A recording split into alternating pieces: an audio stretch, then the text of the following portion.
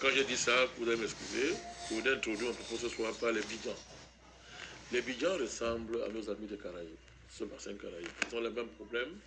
Les Bidjans, c'est un peuple de Côte d'Ivoire. C'est le peuple autochtone de la ville d'Abidjan, capitale de la Côte d'Ivoire. Ce sont les propriétaires des terres là, historiques, là, tous les terres qui font la grandeur et la richesse d'Abidjan appartient aux Bidjans. Le nom Abidjan vient de Bidjan. On les appelle aussi les Achans. Les Achans.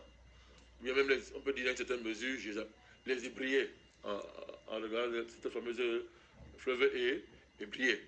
En référence à la lagune. La lagune, merci. Donc, ce peuple-là, il ressemble à nos frères des bassins caribéens parce que c'est la terre qui est la base matérielle de leur résistance.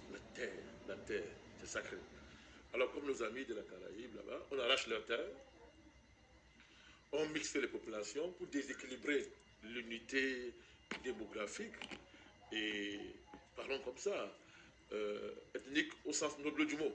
Au sens noble du mot, on déséquilibre ça, on fait la corruption, on désorganise les hiérarchies légitimes qui structurent ces communautés-là, on les désagrège, on les désorganise, on impose les faux interlocuteurs qui vendent les terres, qui organisent même l'assassinat d'authentiques leaders par les poisons, toutes sortes de mécanismes que nous connaissons tous.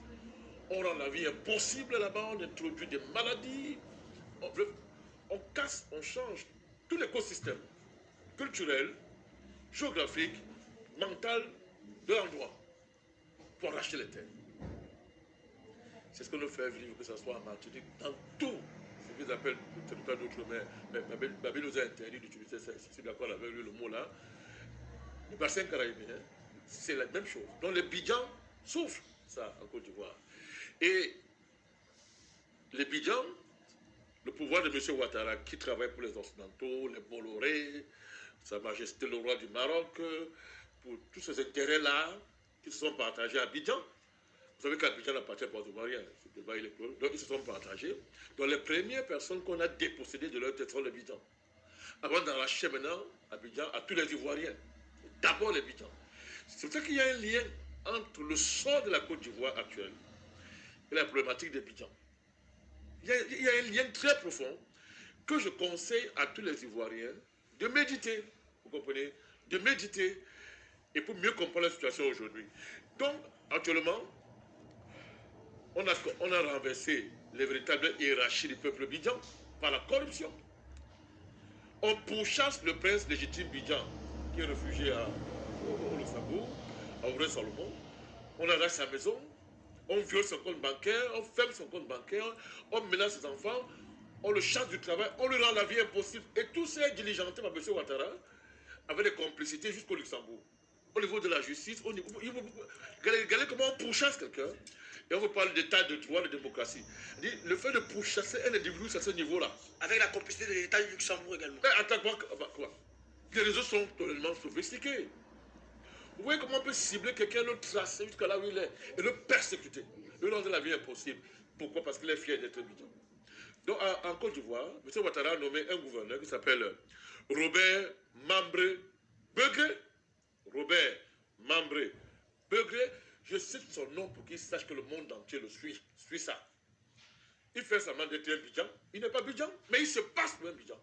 Son rôle est de corrompre les chefs, de les menacer, de terroriser, d'acheter, de désorganiser la communauté pour rendre irréversible la dépossession des terres des Bidjan en imposant les contrats. Des contrats fallacieux, des contrats criminels, mafieux. Nous, on tient à dire, et on informe le monde entier que tous ces contrats sont nuls, n'auront aucune valeur demain, parce qu'ils ont été établis sur la base de la terreur, sur la base de l'étranglement, sur la base de la force, du mensonge et de la violence. Donc tous ces contrats qui sont signés là pour arracher les terres de Bidjan et en mettant devant M. Mambré Begré Robert, gouverneur d'Abidjan, nous prenons le monde entier à témoin que ces contrats-là sont nuls et de non-effet. Parce que comme je viens de le dire, on arrache par le meurtre, le vol, le faux et et la mafia. Alors c'est valable pour beaucoup de peuples en Côte d'Ivoire, c'est valable en Afrique, au Cameroun et ailleurs, la problématique des autochtones, le rapport à leur terre, vous comprenez? Il ne s'agit pas de rétablir comment on dit ça, les systèmes de féodalité du passé. Ce n'est pas de ça qu'il s'agit. Mais il s'agit d'une justice historique. Vous n'arrachez pas, vous ne trouvez pas les gens là quelque part, vous les arrachez leur terre. Et par cette méthode-là, normalement nous dénonçons ça, nous allons continuer à dénoncer. Courage au peuple Bidjan. D'ailleurs, M. Mambré fait partie d'une église avec qu'on appelle l'église de M. William Harris. L'église Harris, c'est une église comme le kibankisme, comme le maçonnisme. Ce sont des églises qui, par le passé dans l'histoire de l'Afrique, surtout les périodes de pré-indépendantisme, ont travaillé pour essayer de désoccidentaliser le christianisme et d'en faire une arme pour les peuples africains. Donc vous avez l'église Harris, vous avez Kibangu, vous avez Massoua, qui ont joué un rôle important dans le mouvement indépendantiste. Cette église-là, il ne sait pas ce qu'elle est devenue, pour tolérer en son sein un monsieur Beugre Mambré Rouvert qui se cache, comme il faut le plus, sous le masque de la spiritualité pour perpétrer des crimes extraordinaires contre le peuple bidjan. Et ça, nous appelons qu'il y a des autorités bidjan retournées contre le peuple qui vont dans cette église. C'est bizarre, ça pose un problème. Est-ce que c'est la continuité historique de la tradition spirituelle de cette église-là qui a fait sa grandeur, qui continue là-bas? Je pose des questions. Surtout quand j'apprends qu'ils sont en train de faire un pèlerinage. Il y a un pèlerinage organisé là-bas, n'est-ce pas, autour des questions importantes de la spiritualité, mais en rapport, je crois, avec le sort d'Abidjan.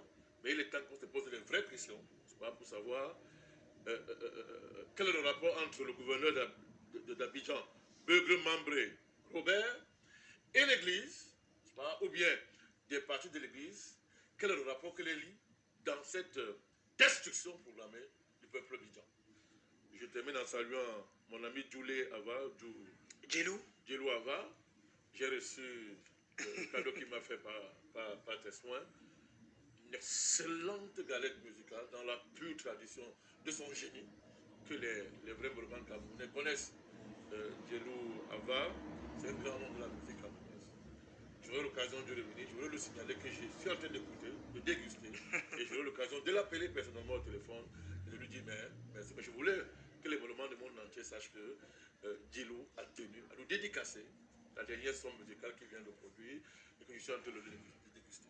Merci à vous, Président Mandakani. On passe également le bonjour ou le bonsoir à notre ami Djelou Ava, sans oublier le docteur Samuel René Pefoura, qui continue de porter la grandeur du peuple Bamoun de l'autre côté de la Guyane. On est également sur ce plateau central avec vous, professeur Jean-Paul Mbelek. Bonsoir et bienvenue. Bonsoir Junior, bonsoir au président Mandakani, et bonsoir à nos co-panélistes sur Zoom. Et excusez-moi, je suis légèrement en retard, mais je suis là. Encore content d'être là. À l'écoute et en échange avec la diaspora. Merci à vous, professeur Jean-Paul Mbelek. On espère que les problèmes de connexion avec l'ami Pierre Babi sont rétablis. Est-ce que Pierre Babi nous reçoit?